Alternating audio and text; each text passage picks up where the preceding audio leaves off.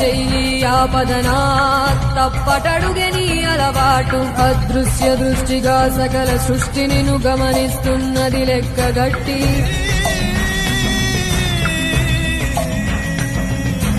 ఎంత బతుకు నీదెంత బతుకువో గుప్పెడు మెతుకుల కడుపు కొరకు ఇన్నాటలు వేటలు అవసరమా మనుజా మనుజా.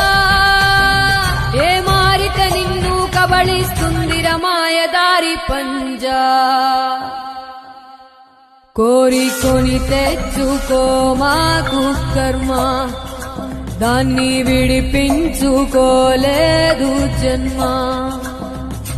సత్కర్మభిష్ట సత్ఫలితం దుష్కర్మ ఏవ దుష్ఫలం.